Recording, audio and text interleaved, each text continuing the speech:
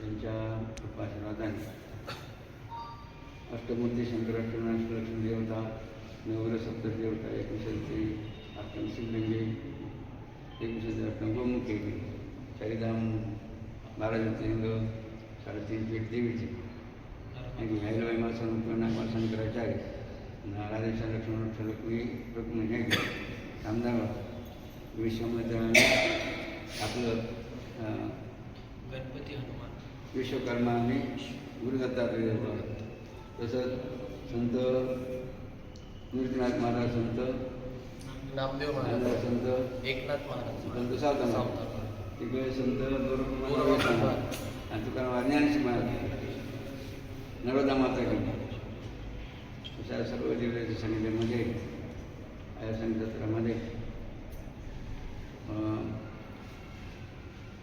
प्रथम त्या सर्व जीवितदाचे मी वंदन करूया या भूमीला आणि गमांतर वंदन करूया परिषदेची योजना मंडळ आणि या आजच्या संघटनामध्ये असलेल्या भक्ती मार्गाच्या अध्यात्मामध्ये ज्याच्या श्रद्धेनुसार अनुभव भक्त येत असतात ते त्यांना अनुभवाचीच खात्री असं म्हणलं जातं. तसेही या बाबांच्या भक्ती मार्गामध्ये अनेक प्रकारचे अनुभव येत असतात की आता मग प्रथम या ठिकाणी आपण 4-5 सर्व अनुभव या ठिकाणी योग्य मग या ठिकाणी उपस्थित आहेत त्यांनी स्वतः काय करायचं आपल्याला आलेला अनुभव स्वतःच काय करायचं त्या ठिकाणी हां लिडर म्हणजे न लिहिता समर्थपणे काय करायचं की मांडायचं तर सांगायचं पहिलं कोण सांगितलं त्या आम्ही बाबाजींकडे 2-3 वर्षापूर्वी सेवेसाठी आलो होतो. बाबाजींनी 2 वर्षासाठी सेवा करा तर आमच्या सेवेचं असं पुन्हा फळ भेटलं आम्हाला की पहिलं आम्हाला राहायला घर नव्हतं आणि एकदम परिस्थिती खराब होती तर आमच्या आता स्वतःचं घर सर्व व्यवस्थित आहे आणि बऱ्यापैकी चांगलं फळ भेटलं आम्हाला आता व्यवस्थित. आणि पहिलं आम्ही सारखे काय कंटिन्यू दोघं पण आजारी असायचो आता सर्व घरदार सर्व एकदम सुखी आहे.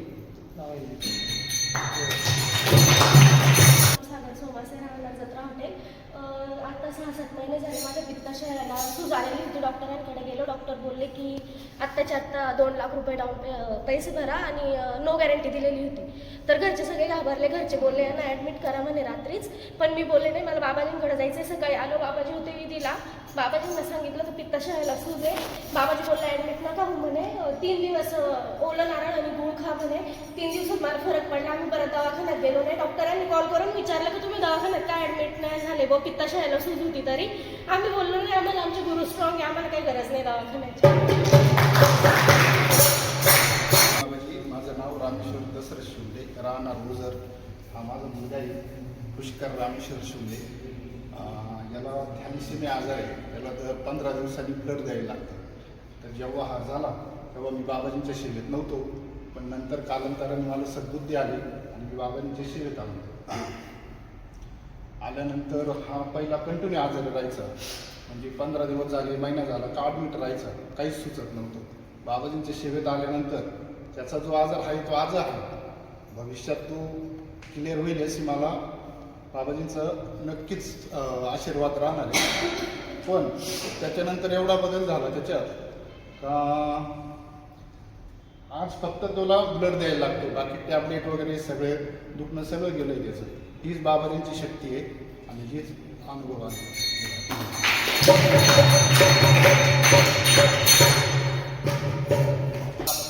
8 दिवसांनी काय झालं अगरबत्ती बनवत होतो आम्ही आणि ते दौलत मामा खापरे जोडी होते ते माझ्यापेक्षा 4-5 वर्ष सिनियर आहे. तर 150 लिटरचा ड्रम होता त्या ऑइलचा परफ्यूमचा तो खाली पाडायचा. ते खाली सगळं ऑइलचं असं खाली पडणं. मग ते मामा म्हणे मी तिरपा करतो तुम्ही खाली बारदान टाका. तर त्यांनी तिरपा केला मी बारदान टाकलं जसं साठा डायरेक्ट मोठा होता. आवाज बी झाला पण ड्रम उचलला तर काहीच झालं नाही गोड जसले जसंच. आणि दुसरा अनुभव असा आहे का ते असा माझ्या डिपार्टमेंटला कोणीच नव्हतं जे कामाला मी इतकं विसरून गेलो की सारखं उठलं काम काम इथली गादी गेली फाटून म्हणजे असा हात सुद्धा बरोबर होत नव्हता. मग एक्सरे काढला बाबाजीने दाखवला. बाबाजीने ओरिजिनल चिरफाड काहीच करायची म्हणजे आहे तसंच ठेवायचं. प्रसाद बसमध्ये दिला. दुसऱ्या दिवशी डायरेक्ट शेण काढायला गोशाळेत. आजार लगेच गेला. मी बाबाजींच्या सेवेमध्ये आहे आणि छोटी मोठी सेवा करत राहतो आणि बाबांच्या कृपेने आजपर्यंत कधीच बोललो नाही आणि भक्ती मनापासून बाबाजींची केली. इथं आश्रमामध्ये काम करत होतो सुरुवाती आणि 25 वर्षापूर्वी तिथे एक पहिले जुनं मंदिर होतं आणि माझं लग्न पहिलं झालं आहे. म्हणजे अनुभव म्हणजे ह्या क्षेत्रामध्ये म्हणजे बाबाजींच्या क्षेत्रामध्ये यायचं पहिले तर भाऊ बोलला होता म्हणे माझं लग्न पहिलं झालं एक 2 महिन्याचाच फरक होता. तर म्हणे मला मुलगी झाली म्हणे आणि याला मुलं झाले तो चिडवायला लागला होता. तर म्हणे जिला मुलं होत नाही ना म्हणे तिने म्हणे माझ्याकडे यायचं म्हणे मी त्याला औषध देतो म्हणे असं बोललो. तुम्हाला एकदा काळजाला लागला. मी बाबाजीच्या जवळ आलो आणि हात जोडले. म्हणलं बाबाजी 20 तारखेला म्हणलं तर मला मुलगा झाला मुलगा झाला म्हणलं तर म्हणलं मी तुमच्या सेवा करेल आणि अनुष्ठान करेल आणि तुमचं जे बाबाजीचं याच्यात राहील म्हणलं मी बाबाजी असं मी बोललो. आणि बायकोला गेलो घरी सांगितलं तर म्हणलं तुला 20 तारखेला ना म्हणलं दिवस राहतील. ती म्हणते मी काय बोलता म्हणलं हो म्हटलं. असं बोललो कंप्लीट 20 तारखेला ना तिला दिवस राहून गेले. त्याच्यानंतर मला मुलगा झाला. मी आजपर्यंत बोललो नाही. मग छोटं मोठंसं माझं जेवढं होतं मी तेवढं नवस कबूल केला आणि तो नवस बाबाजींपर्यंत पोहोचवला. आणि त्याच्यानंतर मला इतकं विघ्न माझी भावबंदकी माझे चुलते काके मला म्हणायचे आपल्या समाजामध्ये हे चालत नाही तू हे का कडं माळ घातली. आणि पण मला आजपर्यंत शपथ देऊन सांगतो मला बाबाजींनी कधीच जात विचारली नाही. मला लेकरासारखं प्रेम दिला मायबापासारखं प्रेम दिलं मला बाबांनी. मला कधीच अलग धरलं नाही. हर दुःखामध्ये माझं लेकरांना दुःख घडलं होतं तर बाबाजींना कळलं होतं का बाबा रे तुझ्या मुलाला घेऊन ये तुझ्या मुलावर संकट हे बाबांना कळलं होतं.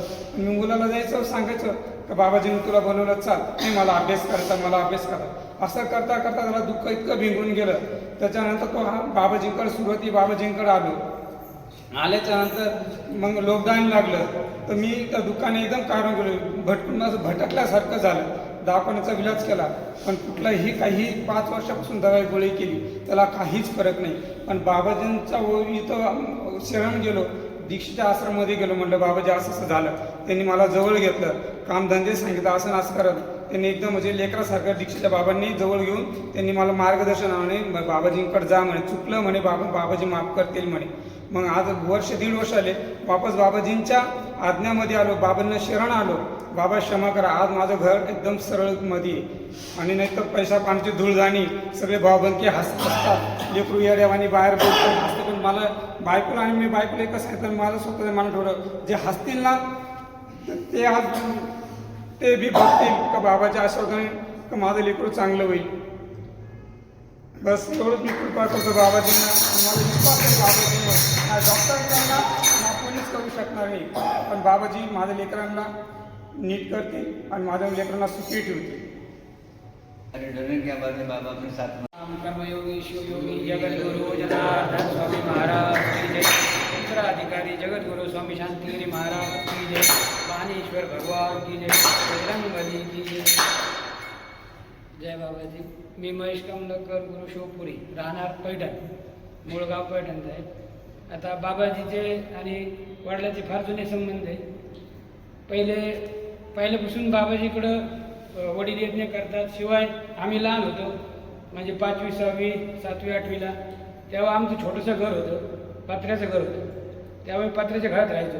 पण बाबाजीचे आणि वडिलांचे जीवनी संबंध असल्यामुळं बाबाच्या कृपेने ते पत्र्याचं घर स्लॅबमध्ये झालं. त्यांच्या कृपेने आज ते 3 मजली घर झालं पैठणला. आणि शिवाय त्यांनी पण जो यज्ञाच्या रूपाने जो प्रसाद दिला आहे त्या प्रसादावर जी काही इच्छा होती सर्व पूर्ण झाली.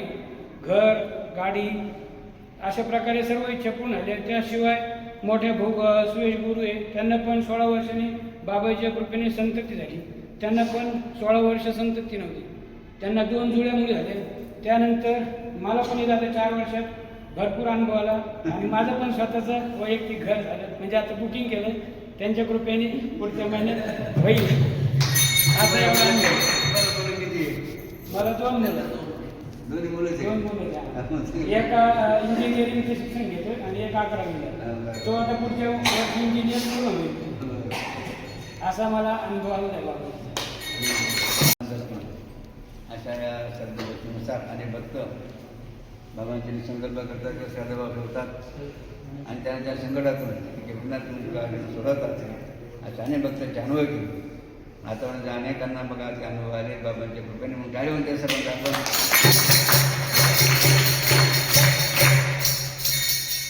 बाबांचे कार्य म्हणजे बघा दमबडी म्हणजे काय म्हणजे काय दम धरल्याने बरं होतं बा. दम धरल्याने उतावळा गुरगा उगाळणाऱ्या बा शिकलं काही कामाचं नाही त्यांनी या गोष्टीप्रमाणे बघा या बाबांच्या घरी आतापर्यंत आहे बघा सदा अनेकांच्या असे गेली.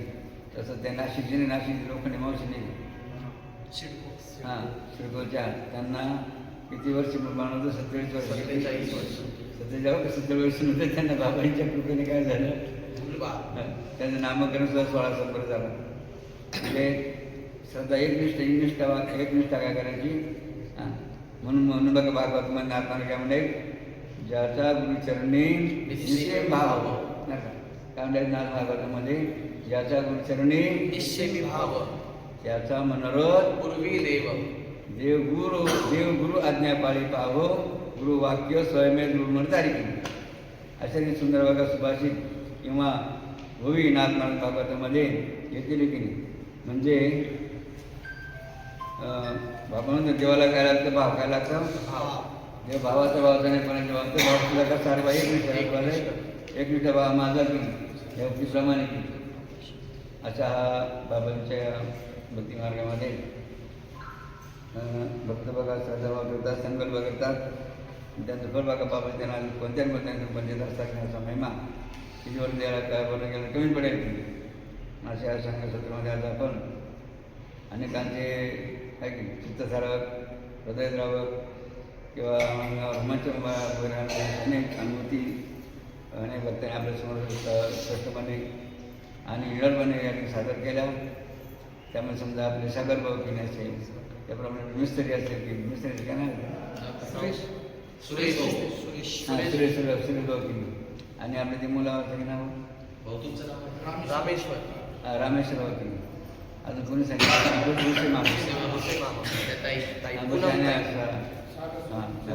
पूनम म्हणजे कार्यावर आम्ही धन्यवाद